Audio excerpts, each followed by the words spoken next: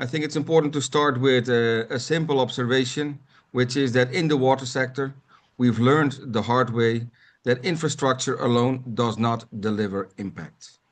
Projects can be technically and technologically sound and still financially financially closed and still fail in operation. The missing elements are often not technical, not technological, but they deal with topics like international institutional capacity, governance and regulatory frameworks, utility performance, and societal acceptance and trust. Without these, even well-designed investments struggle to deliver long-term results. The discussion is particularly timely in the context of the EU Global Gateway Initiative, which is mobilizing significant investments in water infrastructure worldwide.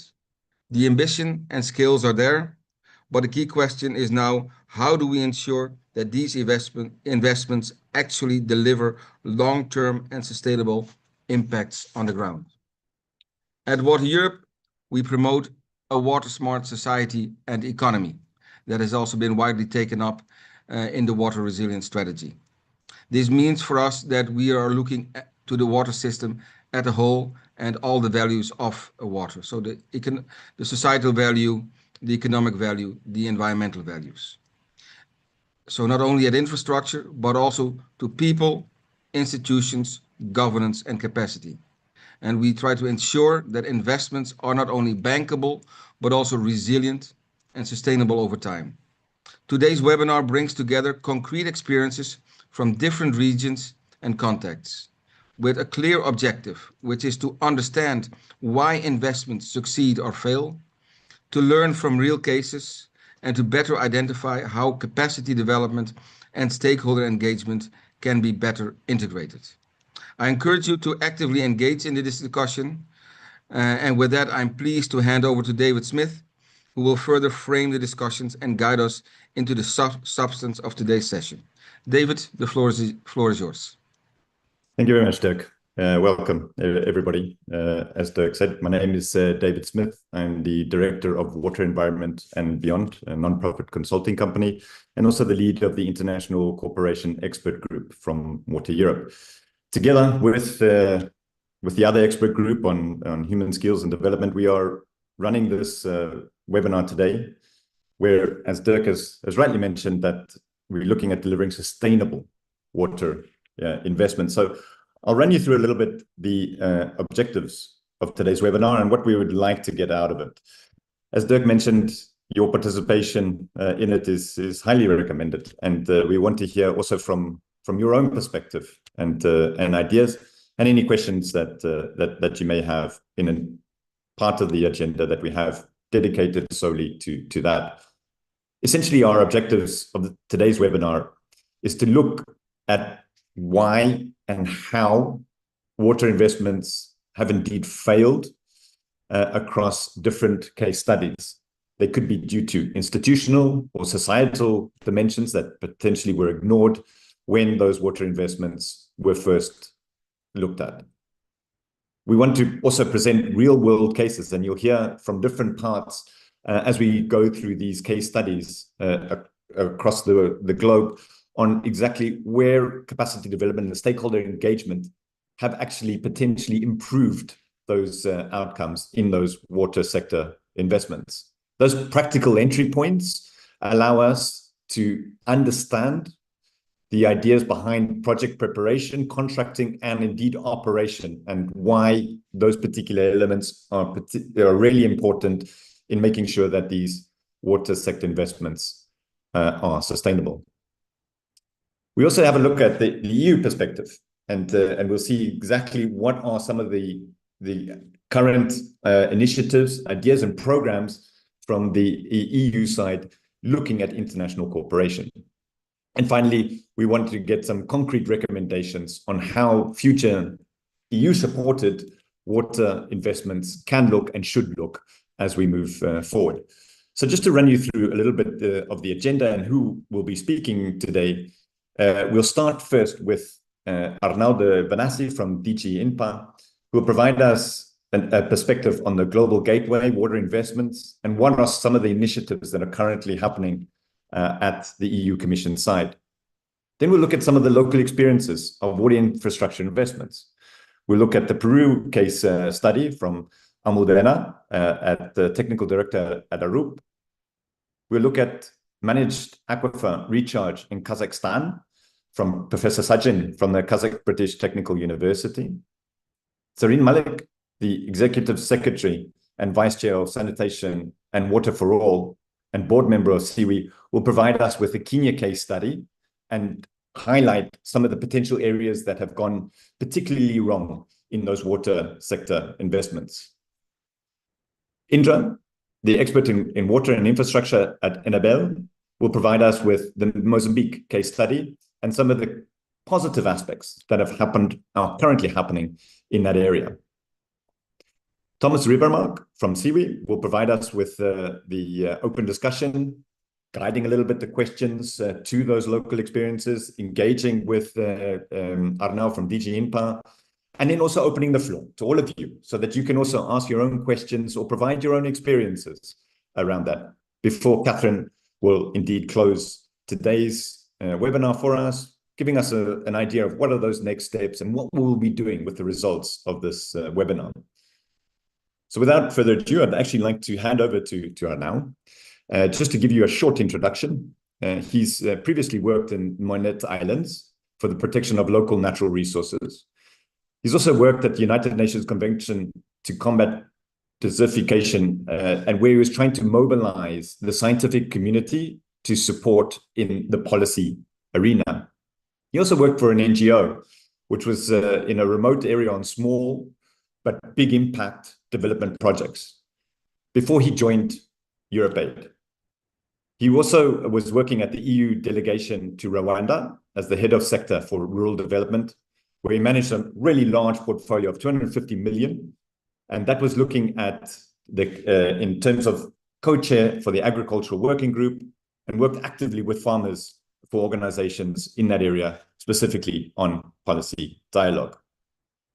In 2020, when he joined DG INPA, he's been leading since then the water sector, covering global policies and programs, quality support, and technical support to EU delegations. He's very knowledgeable on the subject, and we are very honored to have him here today to tell us a little bit about the Global Gateway, water investments, a little bit around the water facility and the water infrastructure investments outside of European borders. So with that, over to you, Arnau. Thank you. Thank you very much, David. Let me share my screen. Can you confirm that you can see it well? Oh, good. Yeah, go ahead. Thank you. Okay, great. Thank you. Good morning, everybody. Thank you for inviting us and organizing this webinar. We are very eager to see the conclusions of the discussions. And I will begin by, like you said, thank you, David, for the introduction, and Dirk, by giving a bit on overview of what we are doing and where we are going.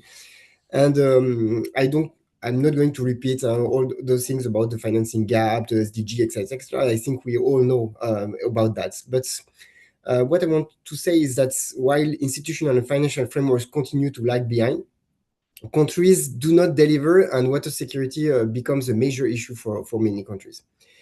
And we can see that there is a continued and consistent and stubborn underperformance of the sector, from early stage development to budget execution, operations, and maintenance.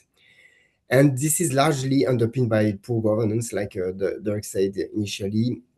So this lack of performance has a huge cost for the sector that is disregarded as an investment area in many developing countries. So last month, we held a strategic business workshop under the Global Gateway with the private sector. And the private sector representative described the sector as being at an inflection point.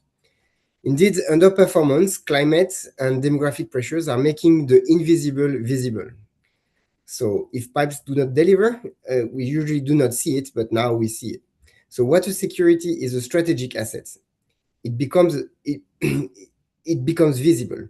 This leads to a shift in perceptions, from providing a basic service to seeing water as a strategic enabler of economic and social development. So the water service needs to be valued, like the Global Economic Commission of Water put forward, to be much more prioritized at political level. So countries realize the pressing and urgent need to deliver tangible smart solutions to improve drastically operation performance, improve the security and resilience of their water systems, and meet minimum levels of environmental and social governance. This is driving a change in investment perspectives. CapEx are increasing, and the need for CapEx is increasing, and we need and to reach the financing needs, you will need to mobilize both public and private investments. Though we all know that public sector investments will continue to be the main resource for the sector.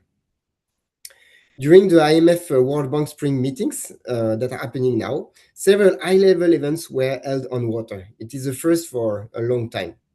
So the World Bank presented Water Forward initiative as a flagship to move from political commitments to accountable, target-driven delivery, supported by harmonized reporting across MDBs. They are targeting to give access to 1 billion people. The EIB only committed a target to promote access for 300 million people, including in Europe. 14 countries launched country-led water compacts, signaling a shift away from fragmented project-by-project approaches towards integrated national strategies aligned around policy reform, institutions, and sustainable financing. These compacts elevate water to the highest political level and provide a clear framework for coordinated delivery at scale. So opportunities are opening up. Countries that are involved are very diverse, like DRC, Kenya, Sierra Leone, Uzbekistan, Jamaica, Cameroon, Angola, Bolivia, Ivory Coast, Senegal, Jordan, etc. So we hear a shift in the discourse also during these spring meetings. For instance, South Africa advocated a shift to utility model with ring-fenced finances, clear roles, licensings, and professionalized operators to run services in a business-like way and attract investment. This is really, South Africa, ANC, promoting this is really a shift in the way it has been presented in the past. So in this context, the EU Water Resilience Strategy put the strategic value of water at the center with three main objectives: to restore and protect the water cycle, to build a water smart economy, and to secure clean and affordable water and sanitation for all. This water resilience strategy has a very important global action part that is built around the promotion of water resilience through the Global Gateway. And we'll come back to the Global Gateway just after.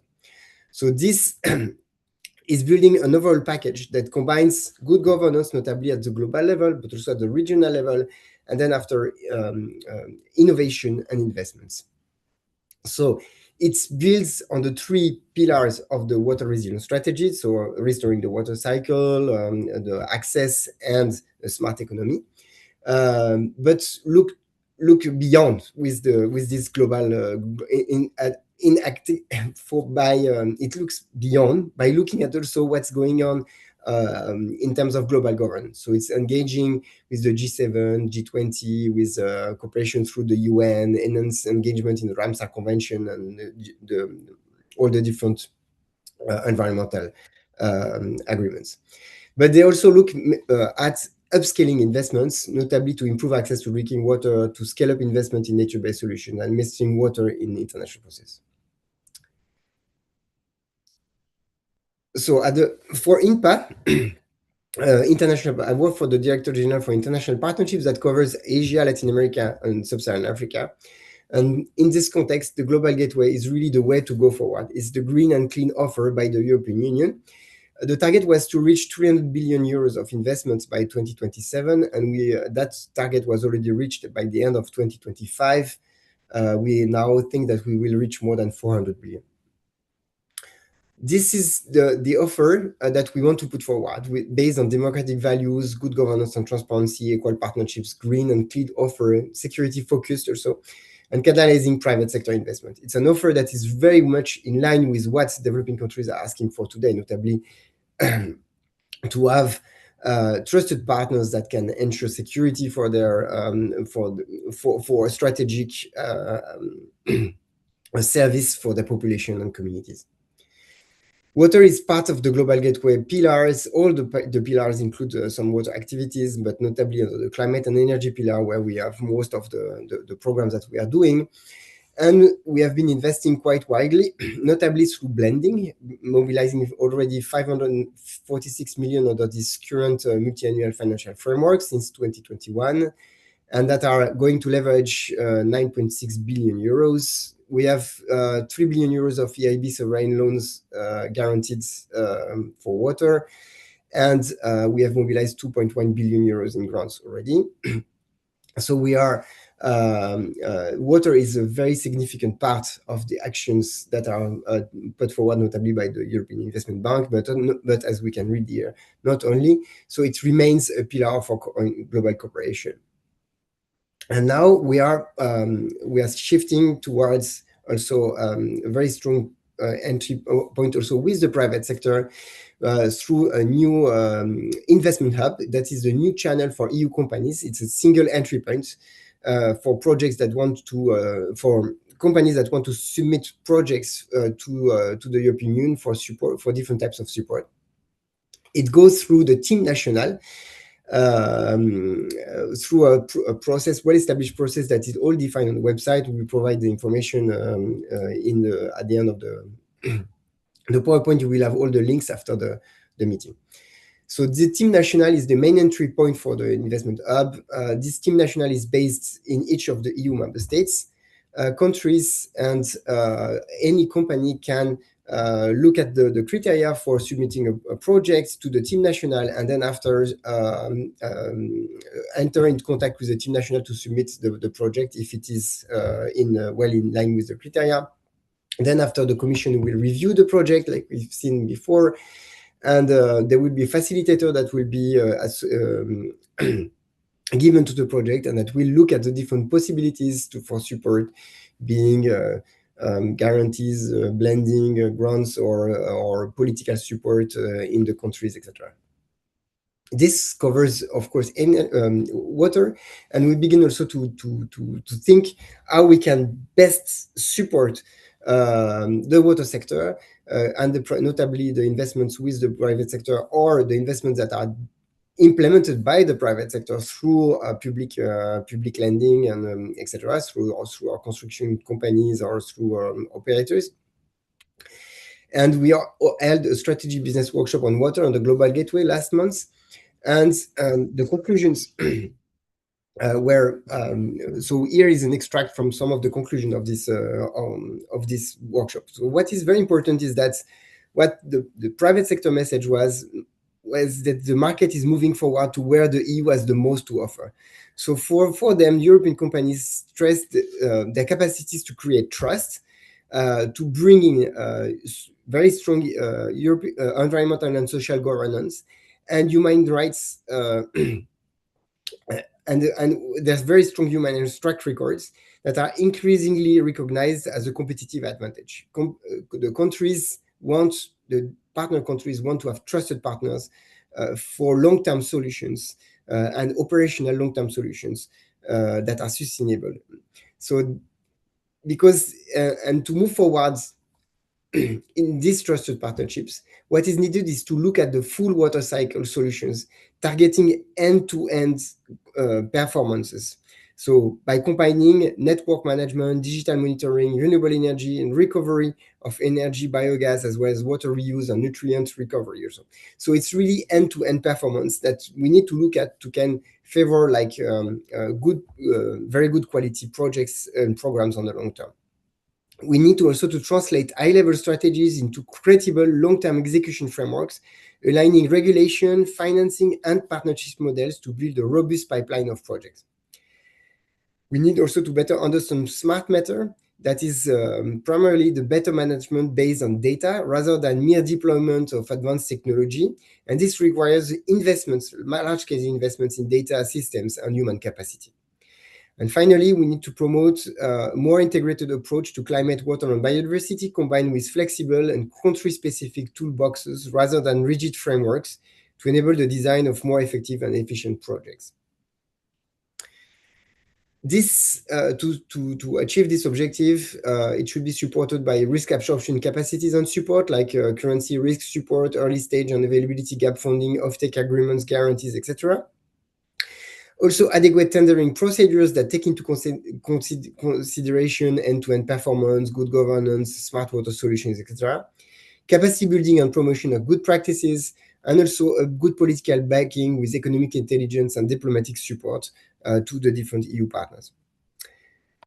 So a number of tools should be deployed by the EU for doing that, like seed and early stage funding, guarantees, offtake agreement support, blended finance to bridge water tariffs and revenue gaps, political and diplomatic negotiation support, economic intelligence, we already said it, etc., etc. So the workshop highlighted that the core challenge is not a lack of finance, but a shortage of well-prepared bankable projects and a shortage of good enabling environments. Addressing this gap requires moving beyond intra-European competitions towards a genuinely collaborative European team. And indeed, participants underlined and strengthening Team Europe collaborations through EU companies consortia, water operators partnerships, and other alliances is essential in delivering a coherent, high-standard EU water package in emerging markets. So the strategy business workshops on water confirm both the scale of global water investments needs and the significant opportunities for the European private sector and the strategic interest for all of us to invest more broadly into this sector and to build lasting solutions to a problem that urgently needs them. So thank you very much. And I hope we can have a bit of time at the end of this workshop for discussions and answering questions. Thank you very much. Thank you, Arnaud. Yeah, very interesting. We can clearly see how there's a change in cooperation collaboration models as we move forward in water sector investments, specifically from outside of Europe. So with as Arnaud mentioned, he'll be here. So we have a space open towards the end of today's webinar where you can ask your questions directly. You can also jot them down in the chat, and we can ask those, and you can engage in a bit of a discussion. I'd like to move on now to the case studies, and I think this is where it becomes very interesting, because we have the idea of where European Commission is looking at how it's providing its investments and how that will be looking going forward. But let's hear from case studies, the reality on the ground, what is happening right now with water sector investments across different parts of the world. And with that, I would like to introduce Almudena. She is a master in civil engineering and specialized in hydraulics. She's also a project manager for the Spanish water business leader for ARUP. She has more than 20 years of experience in leading and managing these infrastructure engineering projects. She has provided civil, water, and hydraulic expertise at the planning, design, and construction phases for many of these infrastructure projects, and specifically for water consultancies. She's provided these expertise across Spain and Portugal, but also outside of the EU, in Panama, the US, Chile, Peru, Colombia. And indeed, today she'll be speaking to us about that Peru case study. So with that, over to you, Almudena. Okay, thank you, David, and good morning to everybody. So I'm going to share my screen.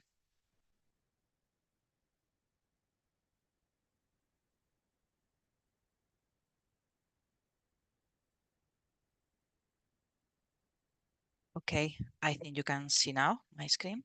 Yeah, thank you. Perfect. So yeah, I'm going to tell you some information, some notes about the Peru reconstruction program, because yeah, indeed, this is a real case about international cooperation for delivering resilience to communities, and we are going to see how the project is being developed. We started this program in 2020 because in 2017 Peru suffered a recurrent event called El Niño phenomena due to heavy and severe extraordinary rainfall that causes flood events affecting thousands and billions of people, infrastructure, and hospitals, and in fact, whole the country. Then the government of Peru created a national agency to accelerate the reconstruction to improve resilience against this phenomena. And this government, this Peruvian government, jointly with the UK government, created what we call a G2G program. That means a government-to-government program.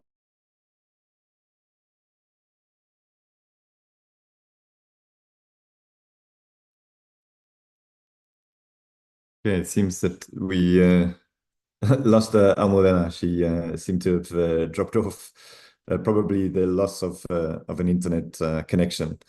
So while she tries to reconnect and bring that all back together, we might just go swiftly on to the next speaker while she tries to reconnect, and when she does, we'll slot her in again. But maybe we can then go on to Professor Sajin, just to give you a small introduction. He is a leading researcher in geomatics engineering and water resources from the Kazakh British Technical University. And he's been teaching a variety of courses related to remote sensing and geographic information systems for water resources, both at the underground and postgrad level. His current efforts are actually on setting up a very practical school, college, community, industry, university interconnected program. And this is for Kazakhstan with regards to sustainable water use, which is including flood managed aquifer recharge expansion. So, and it's exactly that he'll be speaking to us today about. So with that, over to you, Professor, and really looking forward to hearing about this managed aquifer recharge in Kazakhstan. Thank you very much for the introduction. Let me share my screen. Share. So do you see my screen now? Yes, perfect. Thank you. Carry on. Okay, excellent. Yeah, so it's full screen. Everything is good. Yeah. Thank you very much. I appreciate so much for this opportunity to introduce our country, Kazakhstan, for this excellent event, for potential expansion, cooperation with experts in water resources worldwide. And currently I'm on this event. It overlaps now on this regional ecological summit in Astana. So it's 3-day events, 22nd, 23rd, 24th of April. So it's under United Nations umbrella. So you may check this link, please, and you may review what we are doing. You may see a program. So a lot of visitors now from worldwide, from many countries, and especially from Central Asian countries, a lot of presidents of every countries and a lot of researchers on this event. And the main purpose of this activity is somehow to expand cooperation between the different countries in environmental issues, because with climate change and Earth is getting sick and we have to treat Earth somehow, and it's better to do jointly. We cannot treat Earth separately. So this is the main purpose of this event, to expand cooperation. And this was an initiative of our president, Kassym-Jomart Kemerish Tokayev.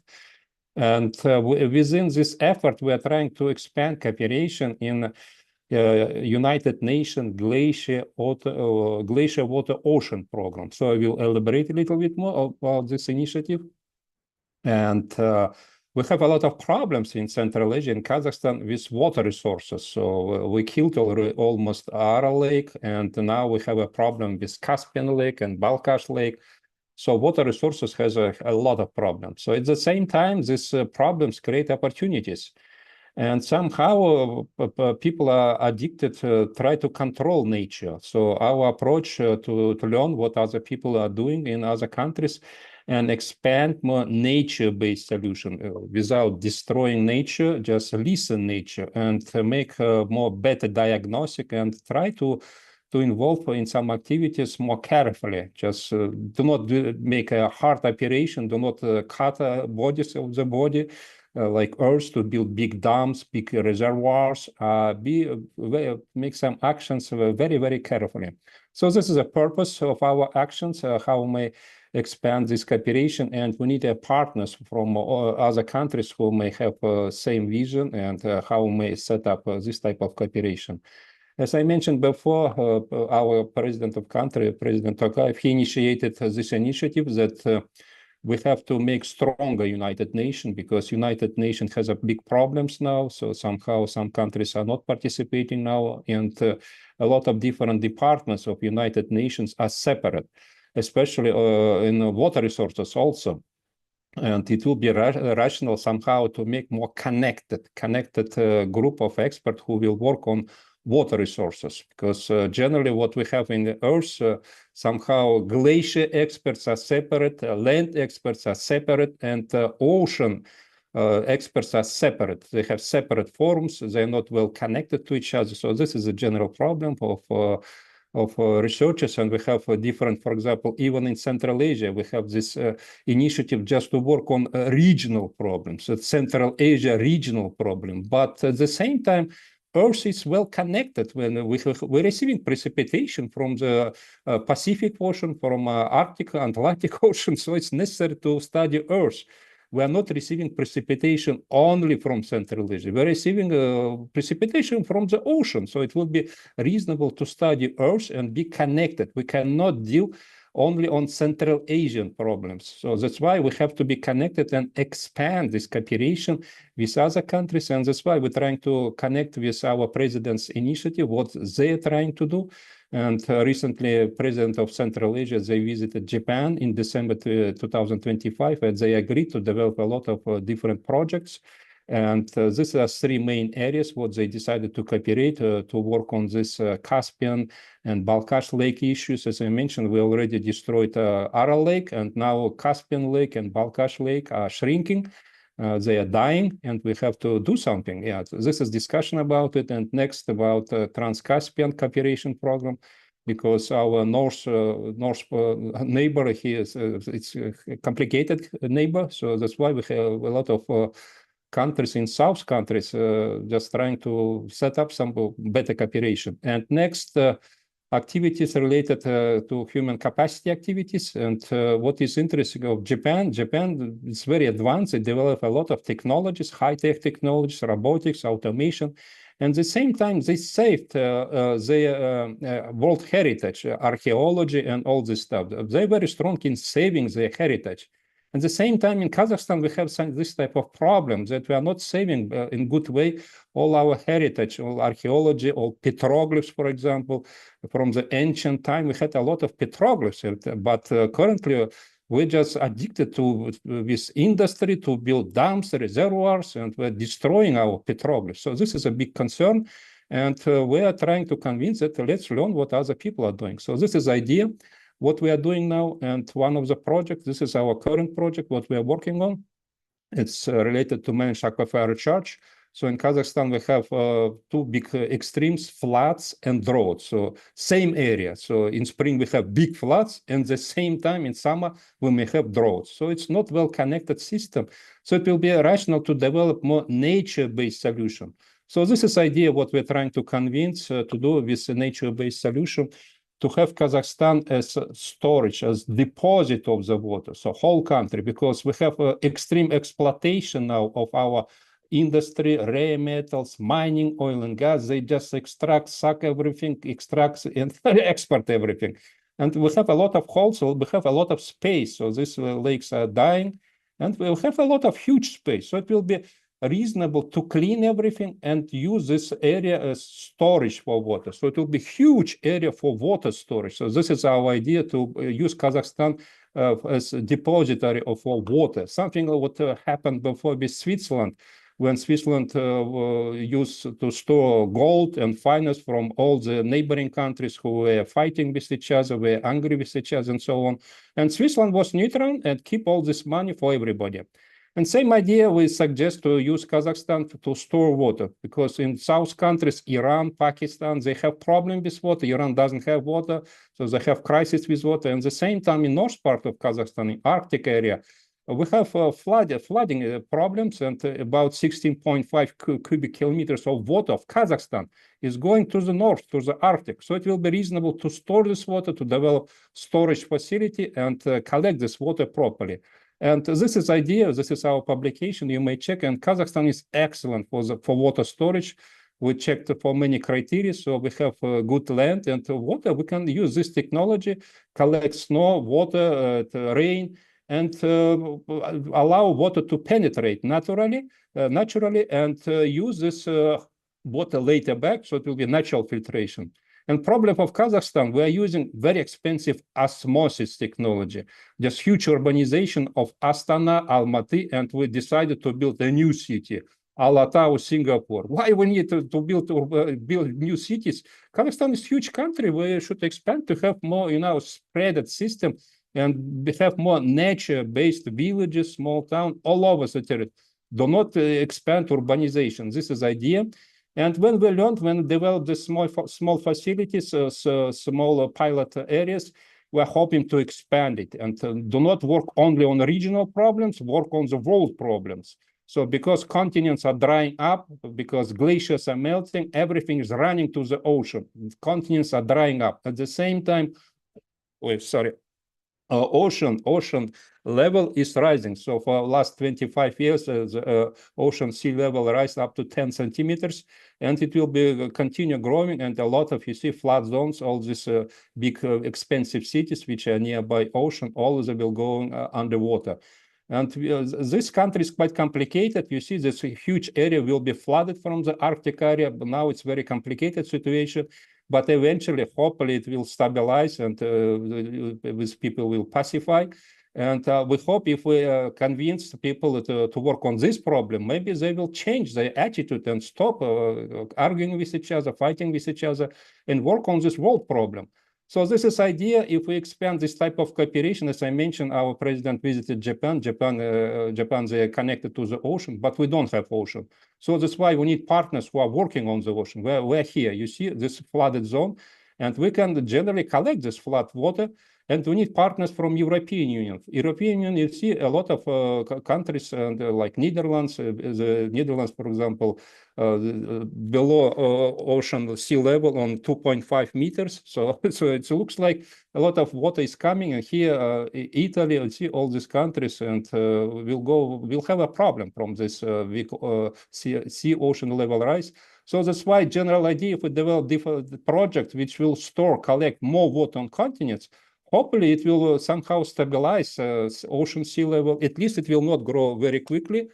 And so you see this expenses about $1 trillion per year. It's a huge amount of money. Whole country spending on losses, engineering work. So if we invest in advance, if we divide on 6, so $1 invested in advance, it saves $6 on future recovery and damage cost. So this is idea, potential market of $160 billion if we do everything at once. So this is average estimation that this type of amount of money could be available to work on this project on the continents, to store more water on continents and release less water on the ocean. So this is idea.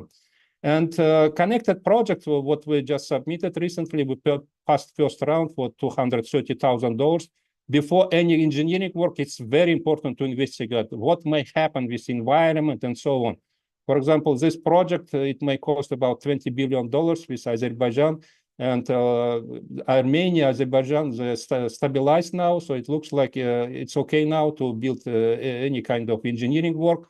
So Caspian Lake is below ocean on 26 meters below. So it means if we make a hole here, water will just go from this Black Sea.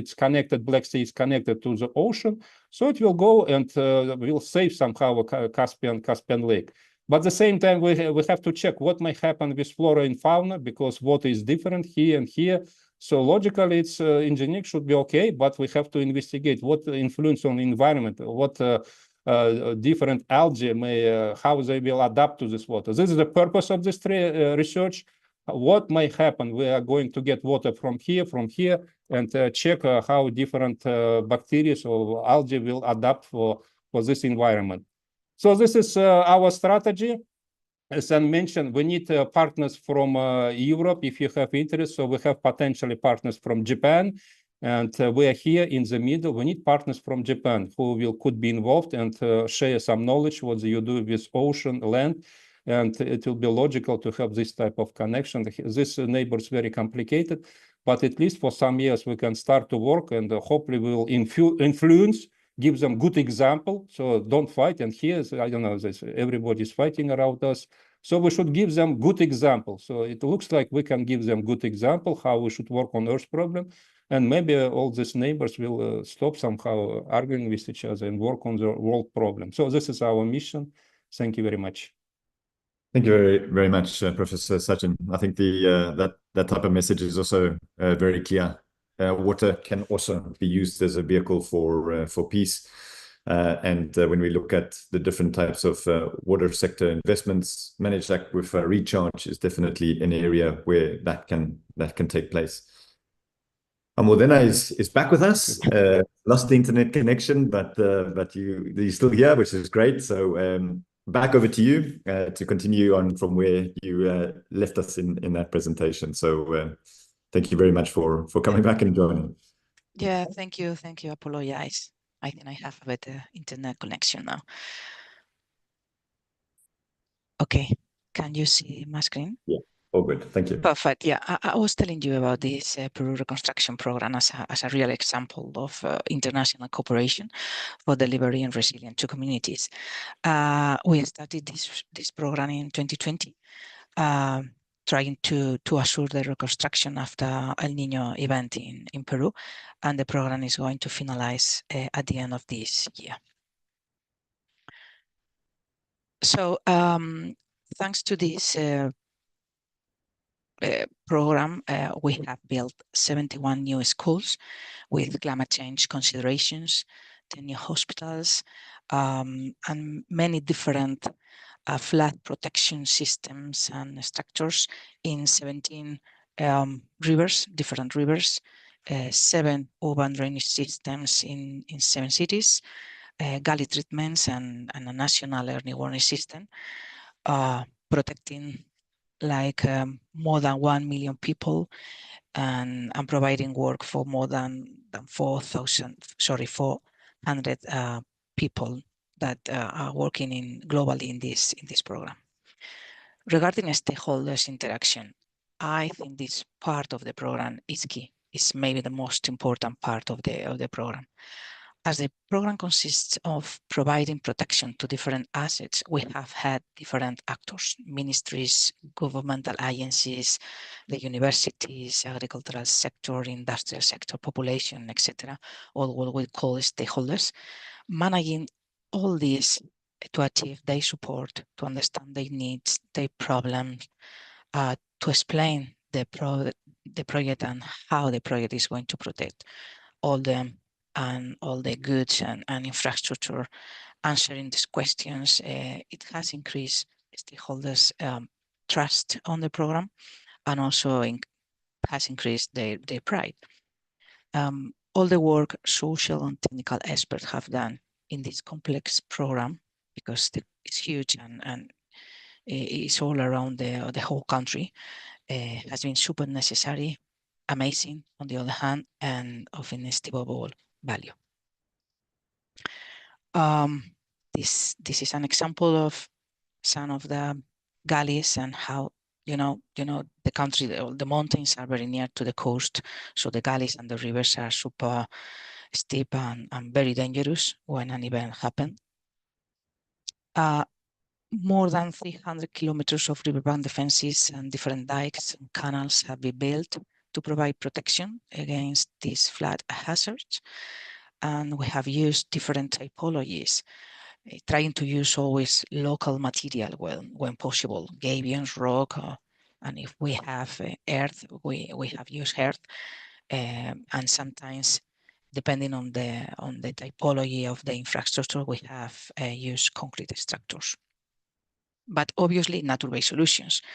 The project has considered and has aimed to use and implement nature-based solutions as a more friendly and economic way to build a solution using local materials while adapting to the environment, improving the existing habitats.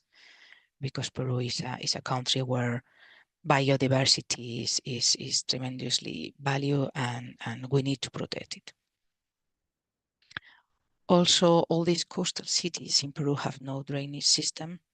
Normally, and in general, they don't have waste separation from the water.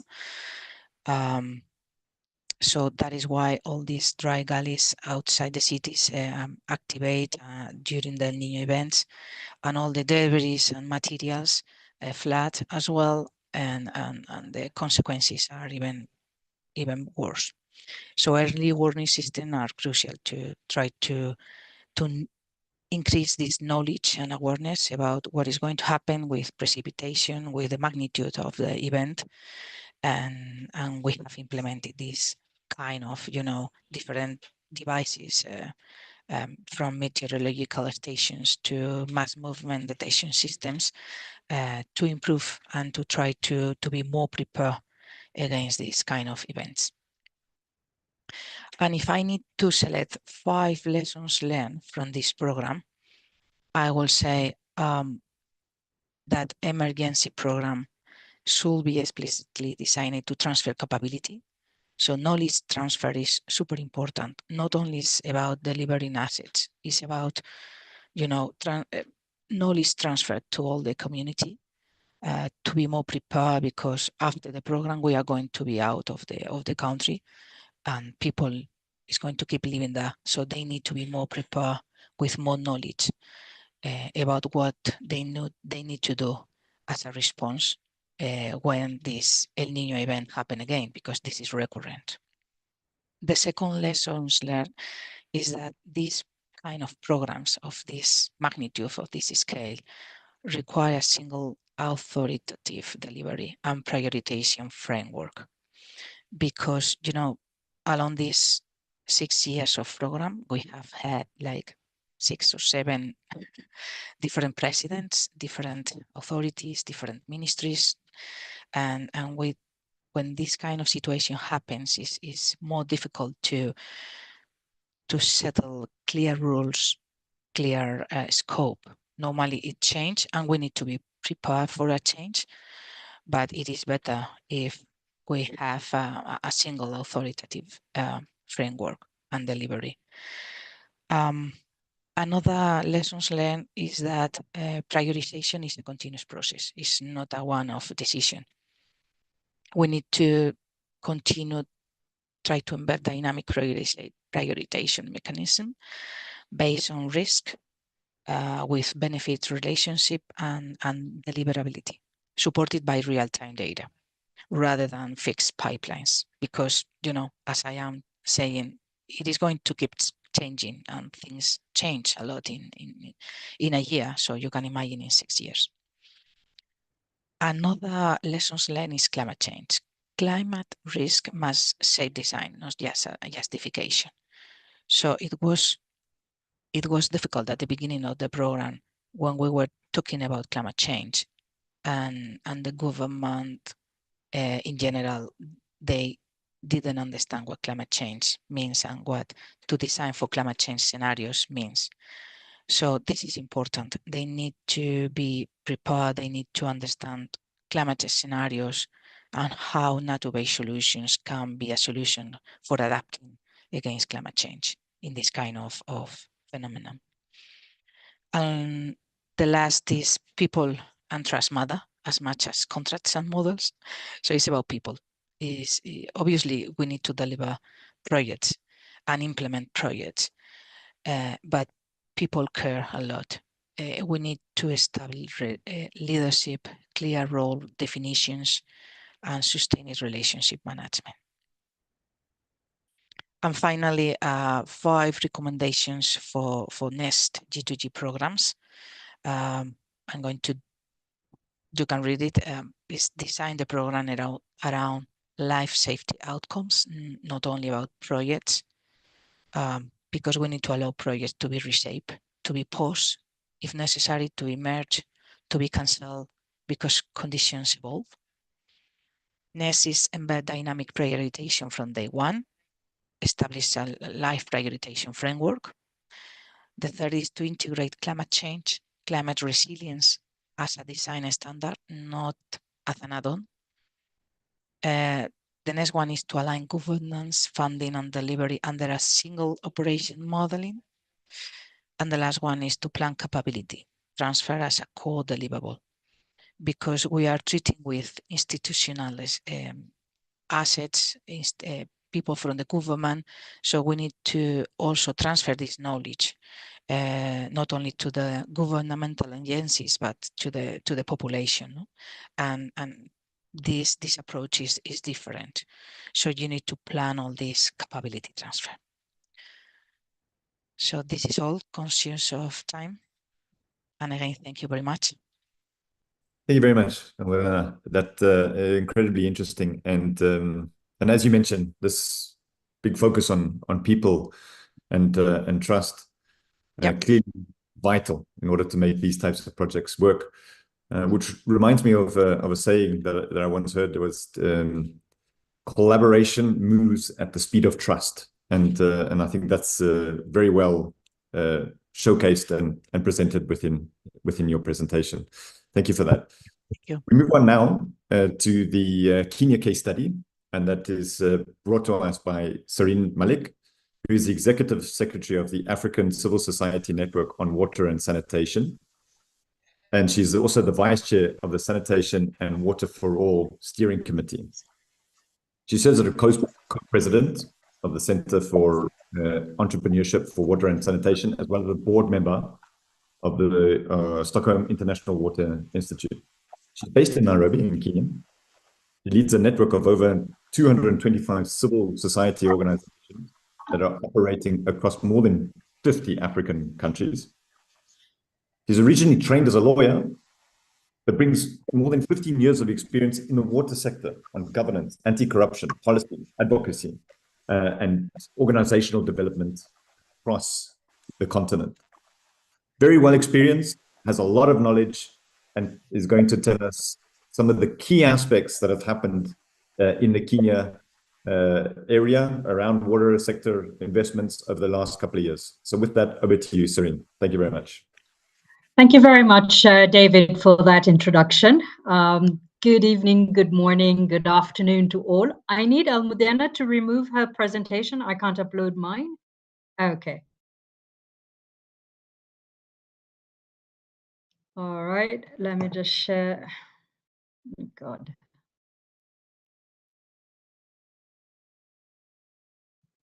I'm sorry for this. Okay.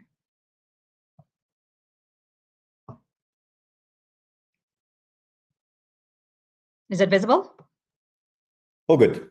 Away you go. All good? Okay, great. So now, let me start by saying that this is not a cautionary tale of Africa. I think it's important to mention that. But it's more in terms of what happens when governance, which has been spoken of quite a bit, even with the last presentations, is not made the foundational stone in any of these programs. Now, the case of Kenya, I did not use civil society reports because, let's face it, those hardly have any impact or are hardly read and cannot be taken to court. But I did use the Auditor General reports, the Ethics and Anti-Corruption Commission reports, and also scoured through a bit what was happening in the judiciary in terms of follow-up of a lot of the mischief that was identified within the water sector. Now, I did get a question asking me, the Auditor General actually looked into water programs, water projects? Yes, because it's one of the heaviest investments in Kenya, along with the transport sector, but also the most mismanaged one. So that really says a lot. So I'm just giving you a bit of an idea of what we have. So these are the reports from 2022, 2023, 24, all the way up to 2025 on lent loans performance, because even that was looked into. So we saw that 51% of Nairobi water is non-revenue, lost unbilled. Only out of the $1.18 billion in water sector loans, only 1% has been repaid. 66 million has been lost from unbilled non-revenue water, and 37.7 million paid on sample water projects with nothing to show. Now, from the Auditor General's evidence, there were 3 clusters of failure that had been identified. You can see here there are a lot of names of where some of these projects were taking place. I'm happy to share this presentation. You can go and take a deeper look. But we probably had cluster 1, stalled infrastructure and sunk costs. So Athi Waterworks, which was some of the biggest, and I know a number of big investors from Europe actually had put in quite a bit in that particular one. 10 flag projects delayed for years across the country. Cluster 2, financially unsustainable utilities. So Nairobi Water actually has a negative working capital of $20.2 million US, liabilities exceeding assets. Let's not even get into the issues of disconnections, of zero payments, of non-revenue water, of the informal settlement. I mean, it's a bevy of problems. And of course, cluster number 3, which is governance failure and missing institutional capacity. So 1.1 billion disbursed on inland loans, and only 12.3 million US dollars has been paid. So water sector, as I mentioned, was singled out alongside transport for most severe mismanagement.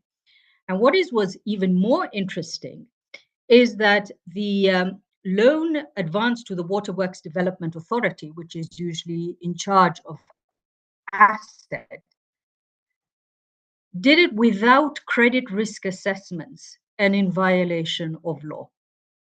And then you have the Nairobi informal settlements and the residents excluded from formal water systems, and you know how it goes. And of course, I have to add that the ones that suffers the most from these kind of mismanagement, the country as a whole, but generally women and girls. Now, taking a look at the accountability gap. So we also have the Ethics and Anti-Corruption Commission. And I did a bit of a comparison versus the Auditor General findings. Now, 390 million US dollars questionable Athi water tenders. The CEO was arrested but stepped down in 2023. Outcome, resigned, court stopped the arrest, no convictions. 37.7 million US dollars stored water projects, no cases linked, no prosecutions. 66 million US dollars annual non-revenue water loss, no financial cases, no prosecutions. 1.18 billion loans, only 1.04 repaid, no cases for loan default, no prosecutions. The only thing that they managed to get was staff fraud at Nairobi Water, forged certificates, 5 individuals charged, trials ongoing, no convictions yet. You'll tell me against what was actually being lost, a few forged certificates. Didn't look like that was the most important issue. Now, I actually put this against the debt cycle of Kenya. As you know, there's quite a bit of unrest taking place. And of course, with the rising fuel prices, the rising taxes, and a lot of time, the justification was that we needed to pay off this debt. Now, on every 1 shilling, 70 cents has to go towards debt servicing. So borrow, the projects fail or stall due to fraud and governance failures. National Treasury absorbs unpaid water debt, adding to Kenya's 88.6 billion national debt pile. Cut, IMF fiscal consolidation demands cuts. Water development budget falls by 56%, and this has happened in the last 2 years. And then we repeat, deteriorating infrastructure and no fixes to governance. Kenya borrows again, and Kenya is borrowing again. We are now on our 22nd IMF program. Now, when we saw what was happening last week, the Water Forward initiative, I mean, what a delight. That's great that, water has been put very high on the agenda. Investments, there's a huge demand for it. But unfortunately, this perennial problem still keeps going. We still have it. This is something that we saw 15 years ago, 18 years ago, that we are still seeing today. So it really begs the question, yes, we might be making all these pronouncements, but then what have we actually done in terms of addressing the governance issues? Now, I wanted to show you a bit of the Auditor General's formal recommendations, basically something that can be taken to court. Stalled projects, complete existing projects before embarking on new ones. And of course, nobody has enforced the completion timelines or activated contract penalties against defaulting contractors. So no value for money on stalled infrastructure. Financial sustainability, this speaks a lot towards the water utilities, of course, in terms of reviewing their tariffs. But of course, we have the issues of, it has to be done against the right to water and sanitation in the country. The issues of non-revenue water, I think everybody's quite familiar on, that is the bane of the water sector generally on the continent. Loan governance, no further on lent loans to waterworks agencies without creditworthiness assessments. This, of course, precludes that these assessments have not been very thorough, or in some cases were not even done at all. So renegotiate some of these loan existments and enforce performance bonds with real financial recovery mechanisms. Accountability and sanctions, apply sanctions against the various acts to entities failing to address audit findings, penalize these officers, and it's true, these audit queries recur year on year due to lack of decisive action. And finally, community and transparency. Utilities must publish, how were the communities consulted, or should I rather say the taxpayers, because where communities lack a formal channel, informal workarounds become the norm. So that is to give you an idea of what was going on. Now, moving forward, what could be some of the recommendations that would be made? Now, the good news, because I know what I just showed that things were not looking great, is that we do have an Auditor General, we do have an Ethics and Anti-Corruption Commission, even though most of the time their hands are tied, but these reports are still being published. In addition to that, they're supported by civil society organizations, various watchdog groups, and there must be more support given to these type of institutions. We tend to look at just within our sector, but if we're going to talk about governance, we actually need to engage those that write the rules and those that actually make these decisions. It is really critical that while capacity, when you are designing these projects, make sure that the Auditor General is involved, make sure that civil society or the various organizations, institutions, non-state actors are actually present, and not as a box that you tick on the checklist, but actual meaningful engagement on each and every one of these projects. Because by the end of the day, we would be in a position to take this to court, not necessarily yourselves. You would rather go through an arbitration court, but an injustice has occurred either way. In terms of investments, ensure that you're actually going to countries that actually have these supreme audit institutions. And I know when we talk about oversight and regulation, we only tend to look at the regulator. But this was really to give you an idea of really higher levels of regulation. So to end my presentation is, let us involve all the actors. Let us involve those that already have the capacity and who need their capacity strengthened to support really the fulfillment of your programs, because you will be in the country for a year, 2 years, 4 years. We will be the ones who will be left with these programs. The Auditor General actually examined these projects, I think, on about a five-year period, only to find out that most of them had stalled. How many of you knew that some of these projects had actually stalled? On paper, it looks completed, but actually in reality, it was a completely different issue. How many knew that some of these tenders, the loss in tenders, I mean, you saw the figures, they're staggering. So I really think it's in terms of strengthening the accountability architecture within the country and ensuring that all of them are actually involved in your project design, pre, during, and post. Thank you, David. Thank you, Serene. Incredibly interesting. And I think it highlights very clearly some of the key risks that we see in terms of investment within water infrastructures and facilities. And if we are not overcoming those key risks with some of these recommendations that you mentioned, this will continue to happen. And we'll have this same type of presentation 10, 15, 20 years from now. So thank you for those insights. We move now swiftly along to Indra. who is a water and sustainable infrastructure expert at Embed. She has extensive experience in international cooperation across Africa, including Tanzania and the Democratic Republic of Congo. Her work mainly focuses on designing and delivering climate-resilient water services with expertise in sector governance, technical and organizational sustainability, with capacity development as a particular focus. She's going to tell us about the case study in Mozambique, where she's been involved there, going beyond infrastructure delivery, strengthening institutional capacity, technical expertise, and private sector engagement, with the vision and the idea to ensure long-term, resilient, and cost-effective water service provision. With that, over to you, Indra. Thank you. Thank you. Can I quickly ask to stop sharing, because I have the same issue that I cannot overshare the existing presentation. Thank you. Are you able to? Yeah, is it working? Okay. Yeah, we see that perfectly. Perfect. There you go. Thank you. So very briefly, I know that everybody made beautiful presentations today. I wanted people to focus to the content, so I have very little words on my presentation. If necessary, in the end, I can send one with a bit more text so people can read the information, but so there'll be more pictures and me talk.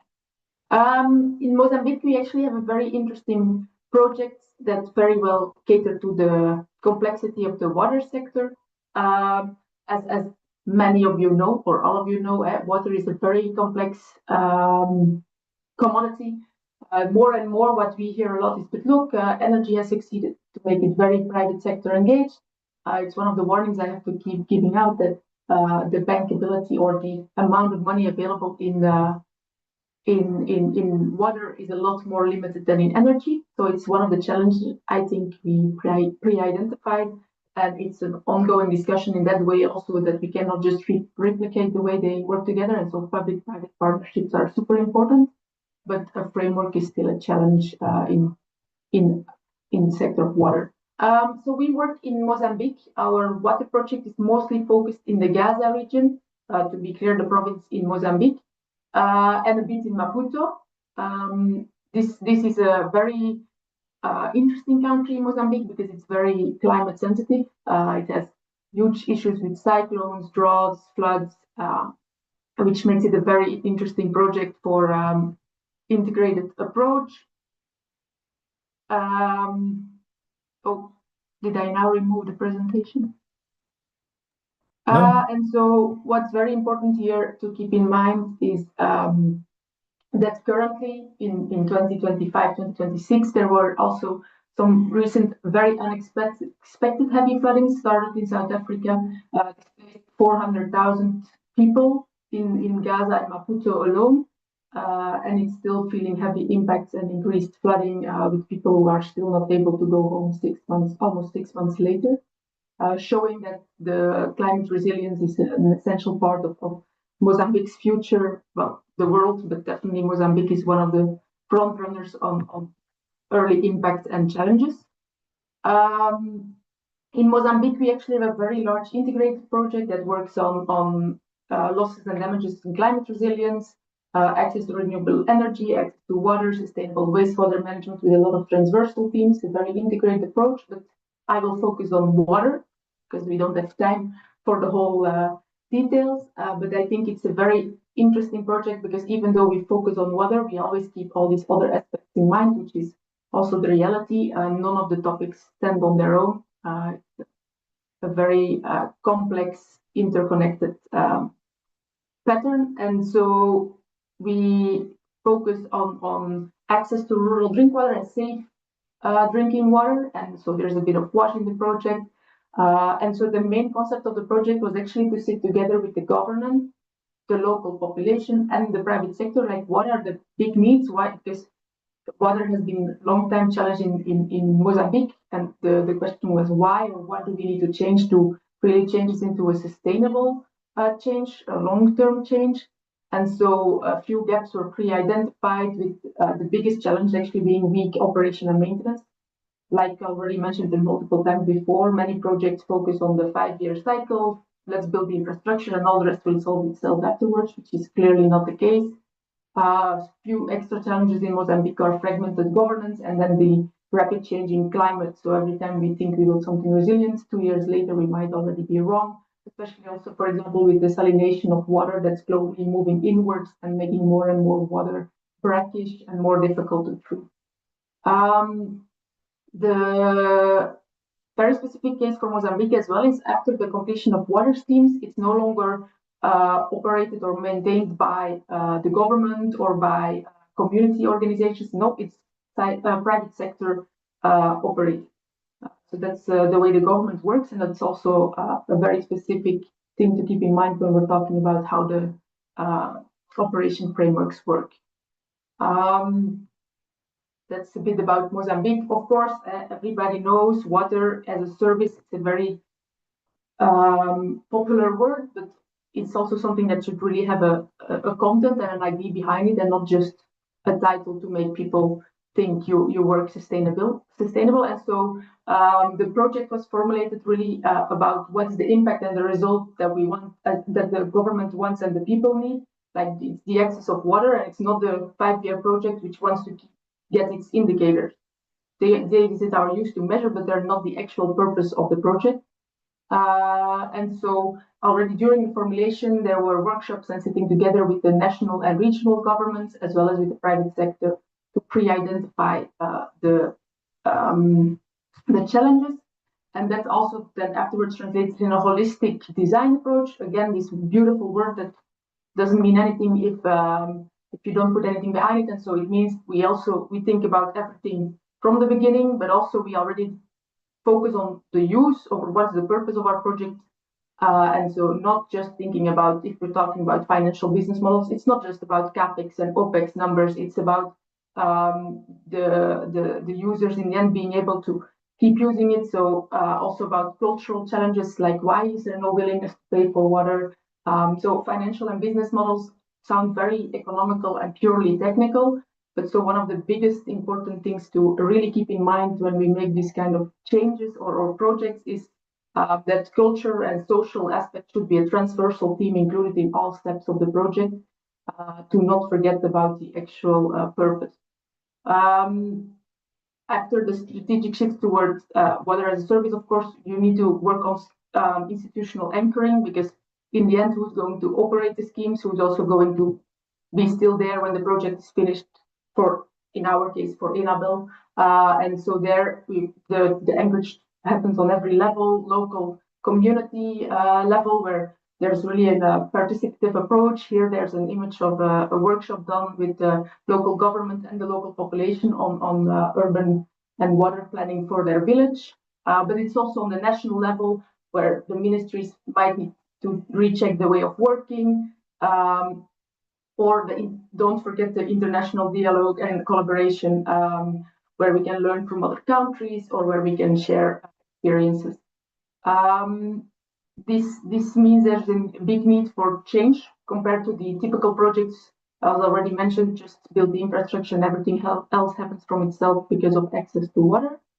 And so to avoid too many new ideas and to have it dying out after the 5-year cycle, one of the big advices to give on working with institution level is checking what already exists and more trying to reinforce, for example, there were existing provisional supervision committees, and so their operations was reinforced and more focusing now on the integration of different actors on the ground instead of just being a committee that signs a report every month. But the committee already exists, as such, reducing the risk that it dies out after a project cycle. This also comes back in the inclusion of the private sector. The private sector is anywhere in super essential, but definitely also in Mozambique, where they're not only relevant for their budget and their expertise, but also because they are, according to the law, responsible for the operation and maintenance of the scheme. And so already from the beginning of the project, they were included in the development of the project, in the identification. And so one of the easiest examples is their pre-identification of the lack of technical staff. It's a commonly known problem for many private sector actors that one of the biggest challenges is getting capable staff into the expertise they need. And so that's then also one of the main focuses of the project. There's almost more money going to these kind of things than to the actual infrastructure. I think there's lots of papers on it, but many of you are probably aware of how much money is lost due to the lack of maintenance or follow-up on infrastructure that has been built. It's not only in the water sector, it's a general infrastructure issue. But so investing in a more robust system to work on this use phase is super essential. And then lastly, very important as well is data-driven approach. It's super important to make any decision on how you change the government or where additional projects are needed or which water is of bad quality. It can be on any scale. You can only make these kind of decisions if you actually have this information and this data. So the project also developed a data system for the government, with the government, training technicians on how to use it, but also implementing it in the way of work of the government, again, to ensure that this is a long-term impact. I'm trying to summarize a bit. I hope it's still possible to follow. Next to these things, so I now mentioned mostly what did we do with the project, or what are the purpose activities. It's still ongoing, the project. I think it's one that we will have very interesting lessons learned from, but we already have some, and I really wanted to get to that point here. And so the most important lessons learned are that for the missing expertise, we really did an extensive mapping, because what we noticed when we started working on it is that what we or the government thought was missing was not exactly the same as what the private sector understood. So we put some additional funding / expertise project on it that's really going to work on developing a training that's really anchored in the needs of the private sector. And that the private sector really has a need for a framework or a way of working, like I mentioned in the first minutes of the presentation. How can we make this business model viable? Can we work in group clusters of infrastructure to reduce service cost per infrastructure? Are there ways to make the public-private partnership pathways more viable? For the institutional part, it's super important, but one of the things that's forgotten, or that's because it's quite new, or not new, but it's a very big change on the way of thinking, is that it might look like there's a delay because there's way later a field visibility of the impact of what's been done. And so it's very important to create reasonable expectations. Otherwise, your project might shut down before there's extra results, because this part to have this institutional approach does delay the initial phases. And then that the reliable data system is non-negotiable. And it's very interesting to see that we already see a lot of institutional ownership even after 2 years, which gives a good perspective for the end of the project, which is foreseen in 2028. That's very shortly a bit of the lessons learned or the opportunities in the integrated project approach. Thank you very much, Indra. That's incredibly interesting, and I think goes in the same line that we've seen in the other case studies. Without people, water sector investments will not be successful. I know we are running a little bit short on time available, so I'd like to jump directly into the questions, and this will be run by Thomas. Thomas, who is a water and climate champion. He's got over 30 years of experience in business development, equity partnerships, and stakeholder engagement. Currently, as the director of the Swedish Waterhouse and head of Stockholm International Water Institute as strategic partnerships, specifically in development, he has a focus on developing research, business, public sector and civil society partnerships, and cross-sector dialogue. So perfectly placed to drive us through these questions and answers. Maybe maximum 10 minutes that we can focus here, Thomas, just so that we can try and close the webinar on time. So over to you, and very interested to hear some of these questions and answers. Thank you, David, and thank you very much to all the speakers for the sharing of both insightful and valuable reflections and experiences. Given the time frame now, I will skip a few of the questions, but focus a little bit on the question for this discussion, not only on the pitfalls, but also what can be done differently to make water investments more attractive, resilient, and scalable. So, given the time remaining, I please ask you to keep your answers short and to the point, so we can manage these remaining 7 minutes in the best possible way. So starting with Sareen and then followed by Professor Sagin and Arnaud, and finally Almudena. I would like to start asking you a broad but yet important questions from your various point of views. Where do projects most often lose momentum at preparation? Is it during structuring and implementation, or once the operations begins?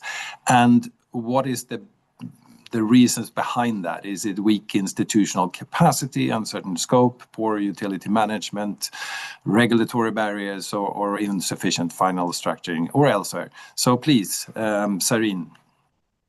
Yeah. Shortly. Thank you. Shortly, yes. Thank you, Thomas. It's at the design level, Thomas. We still feel the designs are flawed.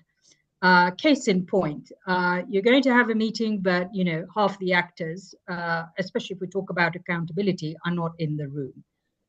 There's also, in terms of being a little bit bolder, based on what I presented, if there were conditionalities, linked to these investments, for example, supreme audit institutions need to be in place. They need to be functional. They need to be issuing these reports. It would mean in terms of who are the oversight actors there, and also in terms of what kind of support is given to these actors, state and non-state actors. But I also think the life cycle of the program, as we saw from the evidence presented, a lot of the projects have stalled, meaning that a lot of the actors just probably gave the investment, maybe were there for a bit, a year or two, and left, leaving a mess behind. Yeah. That's very good. Very, very straight to the point. Thank you, Sareen. Professor Sagin, what would you add to this, or what's your experience? So I think it's missing some good example how some projects should be implemented. Problem of Kazakhstan, and it's generally problem of Central Asia, that just few people make decision, and so just few companies are responsible for construction. For example, just few people make decisions that they should build a big dump, huge dumps, and just few companies build all these dumps, and people are not involved. So this is a general problem. So what we are hoping to expand to involve more people, local people, civil society, that people should be involved in all activities themselves. So something like college-based training. College-based training are not so strong generally, technicians, yeah. So we have a huge gap. So we have well-educated people who have like, I don't know, 3-4 degrees, university degrees, they're decision makers. And people in rural areas, somehow they don't make decisions. They said, oh, we have so many degrees and we will make decisions for you. So I think it will be reasonable to expand more support for rural region. They should have a proper connection. And even when I work for science, Ministry of Science, they demand from us just to have some H-index publication, all this stuff. They should be recognized, but not so many people read actually all these articles. So I think it's necessary to make useful. Yeah, this is a point, a good example. Thank you, Professor Sagin. Very, very useful. Thank you for your experience. And moving to Arnaud. Or yes, if I pronounce it rightly, or no. No, but I agree. It's from the start that it begins, and notably when you have too much political interference or so. we need political will, but then after we need freedom to act and to implement the projects and the programs in a very well set regulatory framework. So if this is not in place, then you cannot strive well, and you cannot and implement innovation and move forward. So I think that's coming from the start. Perfect. And an example of answering rapidly and to the point. Thank you. Almudena, with your experience, what would you add? Yeah, sometimes that momentum is lost at the design phase. The consultant designed, then the technical assurance entity needs to revise, and then the government needs to proceed according the local procedures and steps. And sometimes, they are tedious and very long processes. So this is due to institutional capacity or lack of capacity, sometimes local procedures, and sometimes lack of investment as well. Perfect. Thank you, Almudena. I'm skipping a few other questions and moving straight into what you've just said. And in the light of this, I would like to bring in discussion into the discussion capacity development as part of the investment model itself. So we know that projects are more likely to succeed when financial institutions, utilities, and project developers and public stakeholders are better prepared to plan, structure, and manage them. How can we make sure that capacity development is not treated as a side activity, but as a core component of the investment package? Starting with you, Almudena, and going backwards. I think it is important to understand the scope of the project, what we need to implement, because sometimes you can optimize the project itself in order to achieve the same objective. So the phase where the entity or external consultant revise all the project to understand if everything is compatible and everything match, budget with investment, with scope, with technical medias. That part is really important, because many times you can optimize all of them. Thank you. Arnaud? Yes, I think we always come back a bit to this same problem of autonomy. If you want to do that properly, do this capacity building according to an impact that you want to link it to the impact you want to achieve. Don't try to do capacity building on everything. You have a specific objective and link this capacity building to this specific objective that you want to reach, instead of trying to solve all problems at the same time. I think that's one key things to follow. And let the people that are implementing define what is needed, not politicians somewhere or people that are far from the ground. Perfect. And Professor Sagan? Yeah, it's a very good question. Yeah. So I think it should be expanded practical skills, and gap between decision makers and gap between technicians who are working on some projects should be decreased. So technicians and people who are working on the project should have more business plan training, financial training, so they should understand project, how it works. So I think it will be necessary to introduce more training in school, colleges on this level. Otherwise, we have this issue that universities have a financial expert and so on, and there is a gap between these people who are doing something and who make a decision. So this gap should be decreased. This is the main point. Thank you. And then Sareen, please. I think according to the various stakeholders' raison d'être, for example, civil society's capacity should be built in terms of the value they can add in their oversight roles. The Supreme Audit Institution's capacity should be built to better understand how water works. Treasury, finance. So it's really in terms of tailoring, I think, the capacity programs rather than these blanket capacity building tools that we see. It has to be very specific. and optimize on the mandate of each of the stakeholders that need to be in that room when it comes to the issues of accountability, implementation, and ensuring that investments are protected and taxpayers are protected. Thank you, Sorry.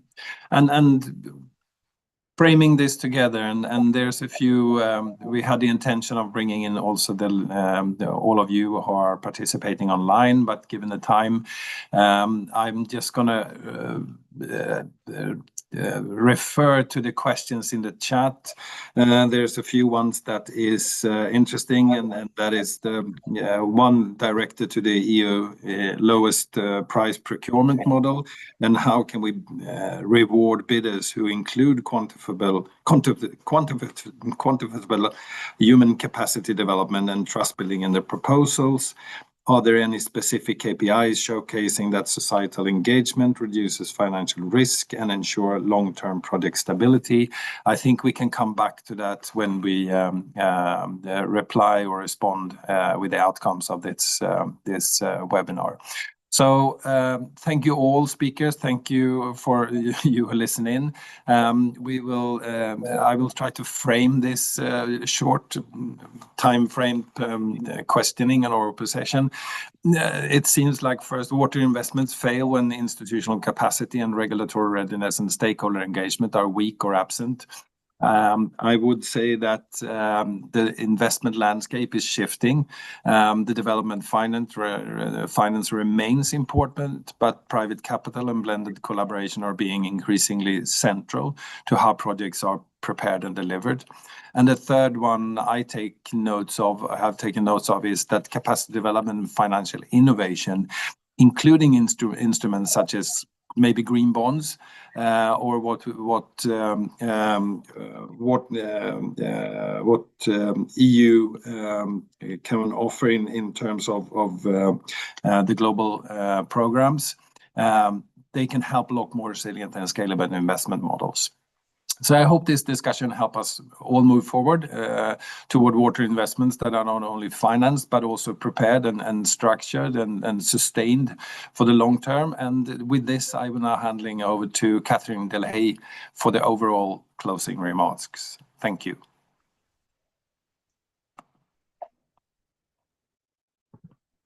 Hello, thank you. Thank you all. I will also share my screen quickly. So, do you see my screen? Yes, just Yes. not in presentation mode. Yes, we can. In presentation mode.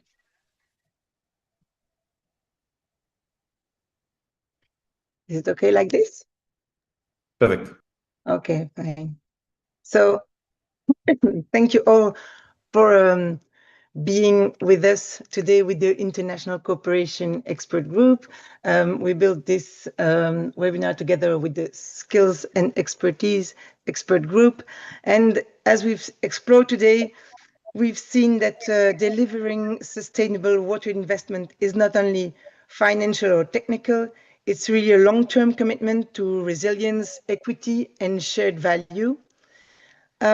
What's clear with what we've seen today also is that the projects, when they are designed with the full life cycle in mind, then it balances the financial viability, the environmental protection, and the social outcomes. And it's really important to keep this full life cycle in mind as from the beginning to start with. What I also found very interesting is the dynamic prioritization that was brought forward, because it's true that the prioritization is one at the beginning, but it can really change over time. This is how also to keep in mind this full life cycle of the project.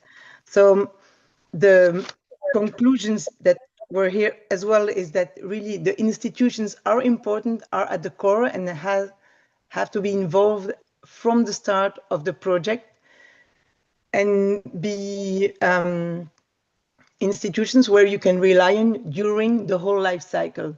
So I think there might be some delays, as also Indra informed, in the starting of some project, because it's always more complex to get all the stakeholders around the table, but it's very important to do so. So we have to find a balance there as well, in the starting and the way of going forward very quick, but maybe it's better to settle down things before, making sure that all the stakeholders are around and are to have a real buy-in from everyone. So I think the challenge is also to turn this ambition into action, which is not always very easy. It's to build this investable water infrastructure with strengthening partnerships and building this specific capacity. So this capacity building really has to be included in the project from the beginning and be very specific of the thematic we are working on with the stakeholders we are working on. There is no one size fits all. It's that's also the complex part of those kind of projects. It will be an option for accelerating the solutions to secure the water for people, the economies, and the ecosystems in the globality. So I really want to thank all the speakers and thank all the participants.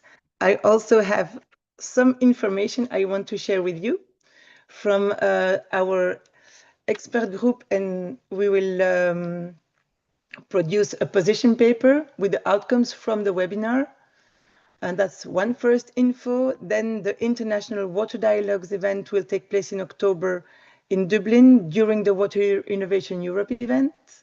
And then a third point, if you want to join a community of practice of EU project called Aqualoops for Med, you can scan the QR code and you can have more info on the QR code or on the link below. So as the PowerPoint will be shared, I think it's not a problem. So I think that's all for me. Thank you very much. Thank all of you for the interesting presentations we had and the interesting exchanges.